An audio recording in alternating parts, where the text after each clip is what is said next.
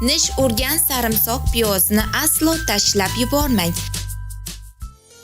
Moskva, Sankt-Peterburg shaharlaridan Toshkent shahriga arzon va qulay, asosiysi bexatar yetib olishni yoki yuklaringizni ishonchli yetkazishni istasangiz, biz sizga kafolatlangan komfort avtobus va mikroavtobus xizmatlarini taklif qilamiz. Batafsil ma'lumotlarni kunning istalgan vaqtida ekraningizda ko'rinib turgan raqamlarga qo'ng'iroq qilgan holda bilib olishingiz mumkin.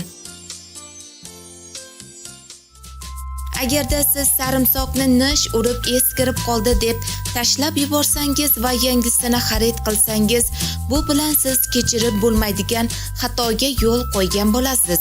Hozir biz sizlarga nish urgan sarimsoqning yangi sarimsoqqa nisbatan ustunliklarini va uning juda ham ajoyib xususiyatlari haqida aytib o'tamiz. Bahorda tabiiyki sarimsoq piyozlarimiz nish ura boshlaydi. Bu vaqtda ko'pchilik odamlar sarimsoq piyozning vitaminlari va mazasi susayib ketadi deb o'ylab uni tashlab yuborishadi. Ammo bu mutlaqo noto'g'ri fikrdir. Nish urgan sarimsoq piyozning tarkibida oddiy sarimsoq piyoznikiga qaraganda juda ko'p miqdorda antibiotik xususiyatiga ega atsilin, alin, alil disulfat moddalari mavjud bo'ladi. Bundan tashqari hozir biz sizga nish urgan sarimsoqning bir qancha hech kim bilmagan sir sinoatlari haqida aytib o'tamiz. Birinchi, nish urgan sarimsoq piyoz o'zidan yangi fermentlar ajratib, bu fermentlar juda ko'p kasalliklarga davo bo'ladi. Hattoki uning ko'p nishlari juda ham ajoyib xushbo'y ta'mga ega ekan. Ikkinchi, kuniga bir dona nish urgan sarimsoq piyoz tanovul qilsangiz sizning immunitetingizni oshirib, virusli, bakteriyali kasalliklarga chidamliligingizni oshiradi.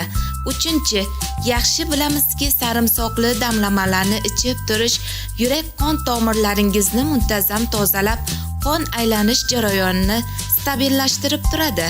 Sarimsoq nastoykasini tayyorlashga erinsangiz, uning o'rniga nish urgan sarimsoq piyozni tanovul qilishingizning o'zi yetarlidir.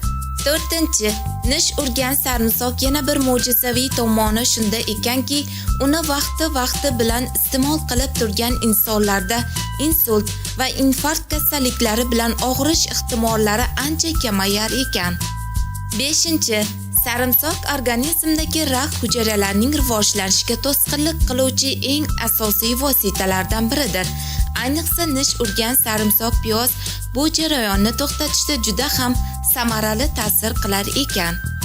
Oltinchi, eng asosiysi nish urgan sarimsoq piyozimiz kuchli antioksidant ta'sirga ega bo'lib, qarish hujayralarini to'xtatib qo'yib, ajinlar paydo bo'lishining oldini olar ekan.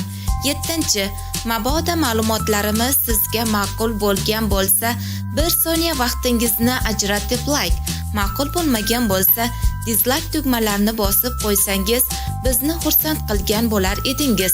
E'tiboringiz uchun rahmat.